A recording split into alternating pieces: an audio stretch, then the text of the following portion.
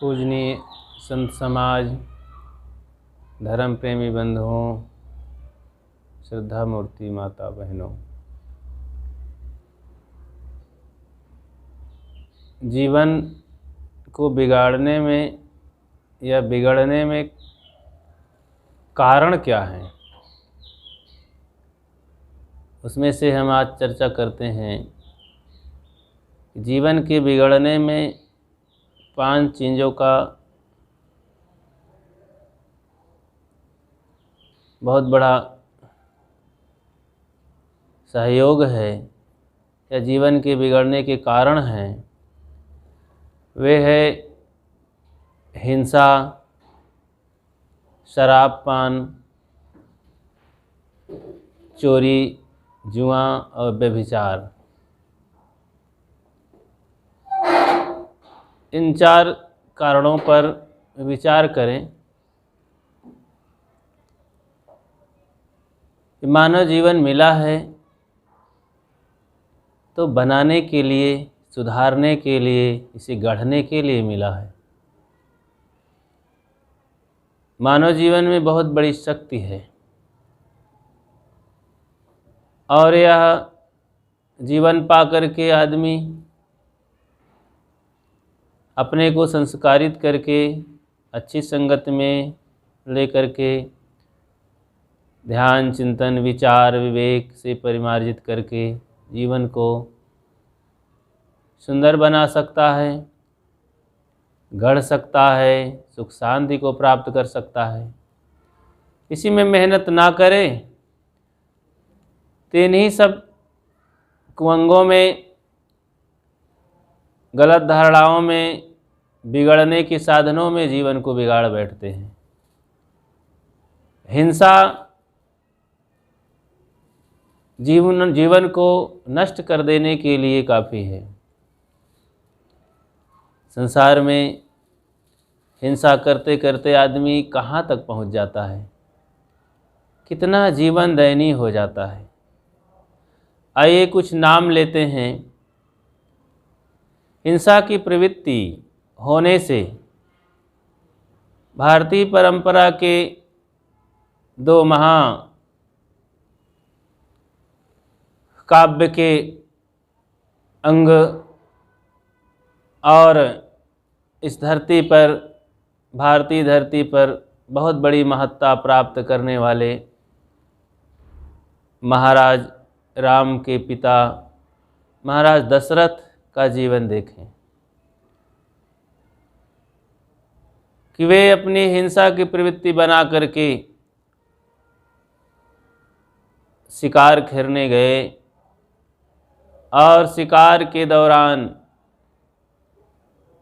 भूल हुई, श्रवण कुमार को बाण लग जाता है और उनका प्राणांत होता है उनके पिता द्वारा। फिर उन्हें श्राप मिलता है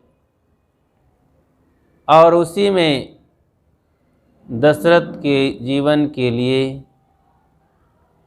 जीवन का विनाश का कारण बनता है। हिंसा है। महाराज राम हिंसा में प्रवृत्त होकर हिरण को मारने के लिए हिरण के पीछे दौड़े। सीता हरण हो जाता है। लक्ष्मण को कटुवाणी द्वारा सीता घात करती है। दुखी होकर के वे भी जाते हैं। अकेले जान करके रावण उन्हें उठा ले जाता है, सीता जी को, और दुख का पहाड़ टूट पड़ता है। राम, लक्ष्मण, सीता वन वन भटकते हैं। सीता उधर दुखी होती है, महाराज राम, दोनों भाई इधर दुखी होते हैं जंगल में। महाराज कृष्ण का जीवन देखें तो हिंसा मनुष्य के जीवन को बिगाड़ने के लिए बहुत बड़ा कुसाधन है। इस साधन को अपना करके मनुष्य जीवन को नष्ट कर देता है। बचपन से लेकर वृद्धावस्था तक जीवन दुखमय हो जाता है। कैसे मनुष्य दुखी होता है, एक और उदाहरण से समझें। एक परिवार में 2 पुत्र और माता पिता रहते थे। वो हिंसा प्रवृत्ति में रहते थे, मांसाहारी थे। मांस खाने के लिए छोटे पशु मुर्गी का उपयोग करते। एक दिन घर का बच्चों का पिता मुर्गी लाते हैं। अक्सर होता ही था, आए दिन वो मांस खाते और मुर्गी ला करके अपने हाथों से उन्हें चाकू से मारते, हिंसा करते। बच्चे देखते तो उनको मज़ा आता। जब उसका सर कलम कर देते, तड़फड़ाती मुर्गी कुछ देर में शांत होती, बच्चों को आनंद आ जाता। बच्चे छोटे छोटे थे, एक 5 साल का था और एक 2.5-3 साल का था। दोनों खेलते दौड़ते। एक दिन छत पर दोनों बच्चे खेल रहे थे। हाँ, वो 3 बच्चे थे। 2 बच्चे तो खेल रहे थे। एक छोटा बच्चा नन्हा सा जो अभी 2-3-4 महीने का था, माँ उसे एक टब में पानी गुनगुन करके नहला रही थी। नीचे माँ नहला रही थी, दूसरे मंजिल पर दोनों भाई खेल रहे थे। बड़े भाई ने कहा कि भैया आओ हम खेलते हैं। सब्जी काटने वाला चाकू पा जाते हैं, रसोई में लेकर ऊपर चढ़ जाते हैं। बोले आओ भैया हम देखते हैं, बड़ा आनंद आता है। तुम्हारे गर्दन में हम इसे रगड़ते हैं। जैसे मुर्गी को काटते थे तो बड़ा आनंद आता था। बड़ा भाई मझले भाई की गर्दन पर छुरी चलाता है और गर्दन में जैसे कटती है तो मझला भाई जोर से चीखता है, रोता है। ऐसी चीख, ऐसी आवाज़ थी कि नीचे माँ सुनी, लगा कि अरे किसी की गर्दन काटी जा रही हो। चौंकी और घबरा करके जल्दीबाजी में उस बच्चे को छोड़ करके, जो नहला रही थी, नन्हा सा बच्चा जो 2.5-3-4 महीना का था, वो पानी में ही छोड़ करके बैठा करके और ऊपर भागी। आते आते घाव गहरा हो गया था। बड़ा बच्चा देखा कि माँ आ गई सीढ़ी के रास्ते से। अब मैं कहाँ भाग के जाऊँ, मेरी पिटाई होगी। बच्चा भयवश भागा, रास्ता ना पा करके छत से कूद पड़ा। छत से जैसे गिरता है, नीचे पक्की फर्श थी, वहीं उसका सर फटता है पत्थर पर और मर जाता है। देखा कि बच्चे की गर्दन कट गई है, वो तड़फ रहा था, धीरे धीरे वो भी ख़त्म हो जाता है। माँ व्याकुल हो गई, नीचे की ओर दौड़ी। उसे ख्याल आया नन्हे से बच्चे के लिए। बच्चा के पास आई, देखी कि बच्चा भी उस पानी में पानी पी करके काफ़ी गुनगुन पानी उसके मुख में, कान में भर गया और वहीं पर वो शांत हो गया। 3 बच्चे 2-3-4 मिनट के अंदर खत्म हो गए। माँ भी सर पटक करके चिल्लाने लगी, रोने लगी। उसके दुख का कोई ठिकाना नहीं रहा। गांव के लोग दौड़े, सब सन्नाटे में थे। क्या हुआ?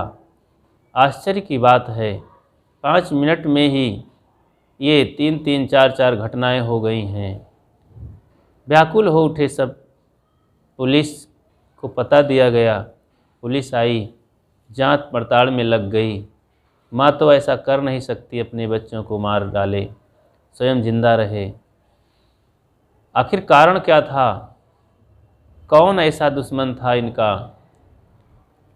जांच करते करते अंततः ये पता चला बच्चों के उन्हीं के पिता के मुख से कि जब हम 2-4 दिन पहले मुर्गियों को मारते हुए बच्चों के सामने दिखाते थे तो इनको मज़ा आता था।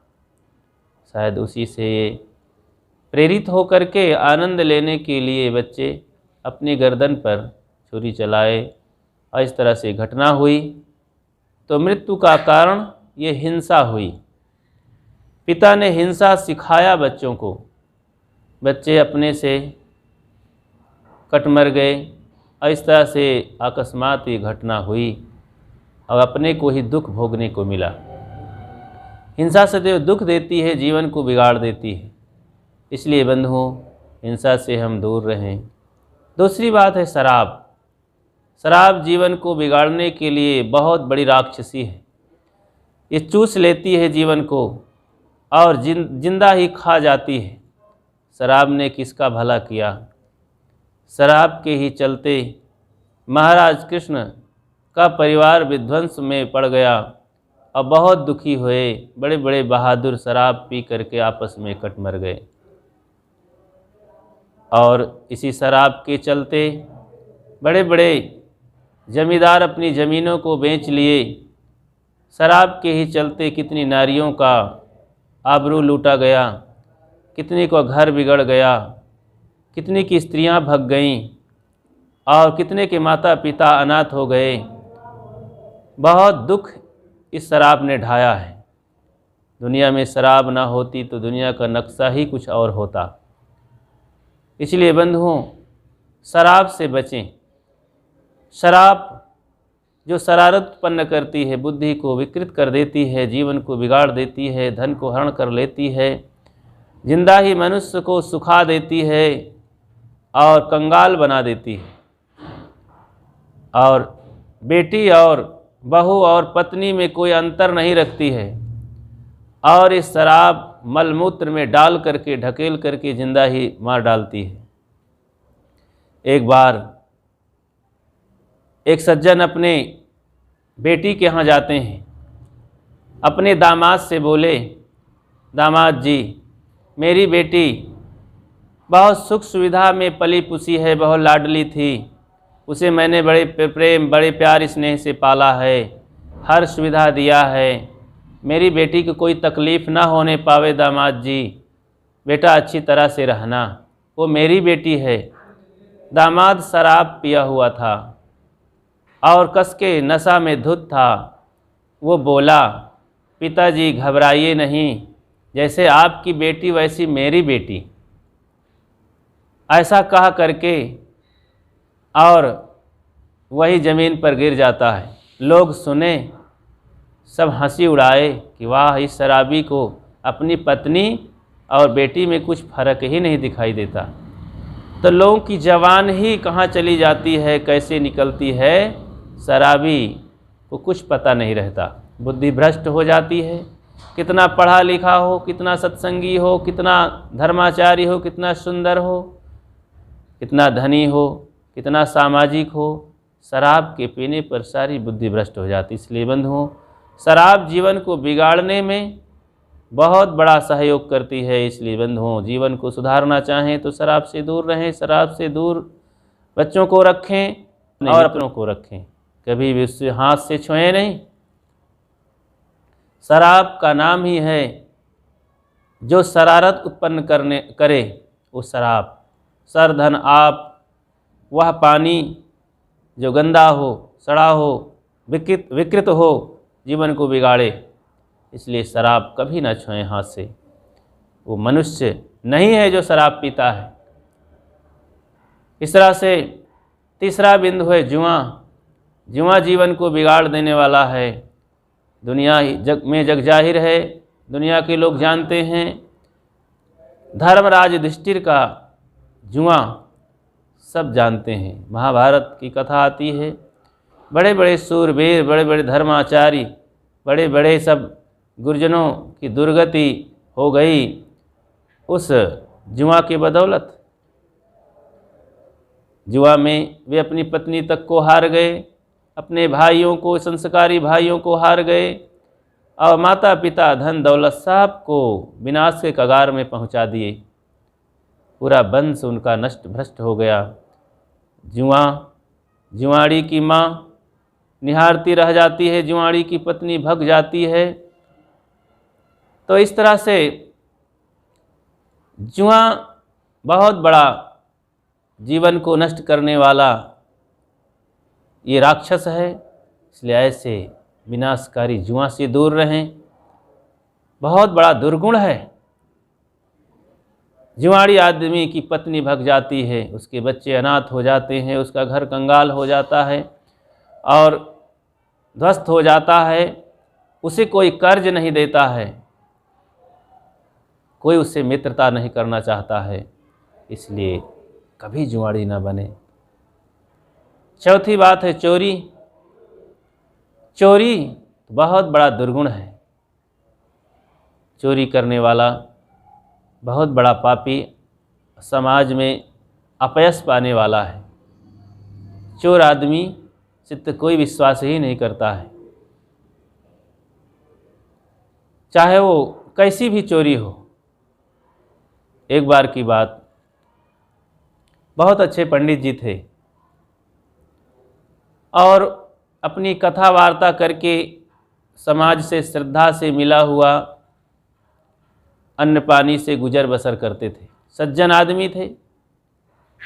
उनका बैठा उठी एक चोर से होने लगा। चोर ने कहा, अरे पंडित जी, क्या तुम रोज़ रोज़ एक कथा वार्ता सुनाते रहते हो, पा जाते हो 100-200 रुपये? अरे हम तो एक दिन मेहनत करते हैं, 2-4 घंटा मेहनत करते हैं, रात को महीनों बैठ के खाते हैं। ऐसी बातें करते रहते थे। चोर की बार बार संगत से पंडित जी का मन होने लगा कि वास्तव में मैं बड़ी मेहनत करता हूँ, बस मैं 100-200 रुपये में ही रह जाता हूँ। कुछ सीधे आटे मिल जाते हैं, कुछ दान दक्षिणा मिल जाता है, और ये तो 2-4 घंटा मेहनत किया, कहीं रात में डकैती डाला, चोरी किया और महीनों के लिए माल उठा ले आता है। चोर ने हिम्मत दिया कि अरे पंडित जी, घबराइए नहीं, आप मेरे साथ चलिए, बस आप गांव से बाहर खड़े रहेंगे और बस आपको पूरा हिस्सा दिया जाएगा। बार बार कहने से पंडित जी को हुआ कि चलो देख लेते हैं एक बार। चले ही गए। आधी रात को एक जगह चोरी करने के लिए गए 2-4 चोर, और वहाँ जा कर के चोरी करने लगे। बहुत सा माल लूट कर लाए। हिस्सा मिला पंडित जी को भी। दूसरे दिन छापा पड़ा, कुछ चोर पकड़े गए, पंडित जी भी पकड़े गए। पंडित जी अब कहते कि बड़ा मुश्किल है, पहली बार चोरी करने गए और अब क्या करें, हम तो बहुत आफत में पड़ गए, लोग जान लेंगे। चारों तरफ हमारी कथा भागवत से शोहरत है, यश कीर्ति फैली हुई है। अगर लोगों को ये पता चला कि चोरी में पकड़े गए, तब तो हमसे कोई कथा वार्ता भी नहीं करेंगे, हमारा धंधा ही चौपट हो गया, हम कहाँ से कुसंग में पड़ गए। थाना में ले गए। पुलिस कहने लगी, क्यों पंडित जी, आप चोरी किए? उन्होंने कहा नहीं। सोचा कि चलो आज रामायण की चौपाई का प्रयोग करते हैं, शायद भगवान राम दया करें हम पर। पंडित जी ने अपनी कथा का प्रयोग किया कि दरोगा जी, मैंने चोरी नहीं किया। बोले, आखिर तुमको हिस्सा मिला, चोर के साथ गए, चोर तुम्हारे नाम को ले रहे हैं, तो तुम्ही ने चोरी किया? कहीं नहीं, मैं चोरी नहीं किया हूँ। जैसा प्रभु करते हैं वो सब करने वाला तो ऊपर वाला है। सही सबही नचावत राम गोसाई, ये राम भगवान सबको नचा रहा है, हम तो बस नाचने वाले हैं। जैसा प्रभु नचाता है वैसा करते हैं, जैसा करवाता है वैसा हम करते हैं। हम नहीं करते, हम कुछ भी नहीं करते हैं। दरोगा जी हंसे रामायण की चौपाई सुन करके, बोले हम भी इसी हिंदू परंपरा में जन्म लिए हैं महाराज पंडित जी, हम भी चौपाई जानते हैं रामायण की। उन्होंने लंबा बेंत उठाया और इस चौपाई को कहा, करम प्रधान विश्व रच राखा, जो जस करहि सो तस फल चाखा। अरे पंडित जी, जैसा जो करता है अपने कर्मों का उसे फल मिलता है, कोई भगवान सुख दुख देने वाला नहीं है। आइए इधर। पंडित जी को एक रस्से में बांध कर टांग दिया गया और बेंत से लाठी से धुनाई होने लगी। पंडित जी बहुत पछताने लगे कि हाय, चोरी में पड़ करके हमारी दुर्गति हुई, हमारा बड़ा अपयश हुआ, बड़ी इंसल्टी हुई, अब तो हमारी रोजी रोटी भी मारी गई। तब उन्होंने कहा, दरोगा जी छोड़ दीजिए, मैं भूलवश चोरी में चला गया और पकड़ा गया। तो चोरी जीवन को बिगाड़ देने के लिए भयानक ये रोग है, पिशाचनी है। देखो रत्नाकर चोरी में पड़ करके जीवन को कितना बर्बाद कर दिया था, अंत में सुसंगत पाने पर उसका जीवन सुधरा। तो जीवन को बिगाड़ने के लिए चोरी भी एक महाभयानक रोग है। पांचवा है व्यभिचार। व्यभिचार में पड़ करके, पिंगला रानी का नाम सुने होंगे, जो भर्तरी की पत्नी थी, रानी थी। भर्तरी जैसे राजा, सब प्रकार से गुण संपन्न और धन से संपन्न और खजाना में रहने वाली रानी, इतना चाहने वाले भर्तरी राजा, फिर भी वो अपना संपर्क दूसरे जार पतियों को खोज ली, घोड़ा दरोगा इत्यादि इत्यादि से। पता चलने पर भर्तरी किसी को कुछ कहते नहीं, त्याग कर देते हैं। उनका पुण्य जागा और वो वैराग के लिए चले गए। तब पिंगला अपने ही राज्य में कुड़ कुड़ करके मरने लगी कि हाय, हमने क्या कर डाला। ये कहानी है लंबी, मैं थोड़े में कहता हूँ। पिंगला भर्तरी की पत्नी थी। उनकी कथा होती है, आती है लंबी, उनके दुष्चरित्र की। ऊब करके भर्तरी, जबकि भर्तरी बड़े विलासी थे, लेकिन जब उनका जीवन बदला, उनका पुण्य जागा और इस मोह माया की पोल पट्टी को देखे समझे महान वैरागवान हुए और गोरखपंथियों में जाकर के वे अपना नाम दर्ज किए और साधना भजन वैराग करने लगे। महान वैरागवान हुए। उन्होंने वैराग शतक, भर्तरी वैराग शतक के नाम से उनका वैराग कवित्व और कविता प्रचलित है।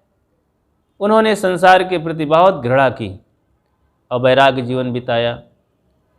इस तरह से व्यभिचार जीवन को बिगाड़ने के लिए, दुख भोगाने के लिए, ये बहुत बड़े दुर्गुण हैं, बहुत बड़े दोष हैं। इस तरह से ये 5, हिंसा, शराब, जुआ, चोरी और व्यभिचार, ये 5 जो कारण हैं जीवन को बिगाड़ने के लिए, इन कारणों से हम बचें। इन कारणों को नष्ट करने के लिए हमें सद्गुणों की ओर बढ़ना चाहिए। इसकी प्रेरणा संत गुरुजनों से पाना चाहिए।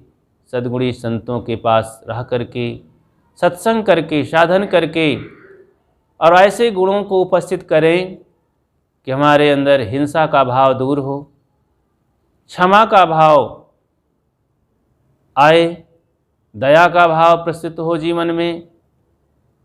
शराब, गंदी चीज़ों को त्याग करके हम शुद्ध साफ जीवन बनाएं, शुद्ध साफ आहार विहार लें और जुआ जैसे कुकृत्य को कभी देखें ही नहीं। तो ऐसे जीवन को हम मजबूत बनाएं, स्वच्छ बनाएं। चोरी तो अपने तन मन कर्म से कभी करना ही नहीं चाहिए। किसी प्रकार से अपने जीवन को ऐसा प्रामाणिक बनाएं कि हम हर समय अपने सच्चाई में रहें, मन कर्म वचन से ऐसा जीवन को प्रमाणित करें कि जहाँ रहें वहीं हम विश्वास पात्र बने और संसार की सारी चीज़ें मिट्टी तुल्य है, कहीं कोई छुए नहीं। अपनी कमाई का भरोसा रखें, मेहनत की कमाई से जो भी आ जाए वही हमारा धन है, उसी में जीवन गुजर बसर करें। कहीं लोभ लालच ना करें, तो चोरी से बचें। व्यभिचार तो महाकुकृत्य है, इसी काम व्यभिचार में पड़ करके तो नर नारी जीवन की सारी आफत को ले लेते हैं और अपना लोक परलोक जन्म मरण के चक्र में पड़े रहते हैं। तो हमें संत गुरुजनों से सीख लेकर के अपने जीवन को मजबूत बनाएं और सुख शांति पूर्वक जीवन जिएं। तो इन 5 कारणों को मैंने प्रस्तुत किया, अपनी बात को यहीं विराम देता हूँ। बोलिए सद्गुरु देव की जय।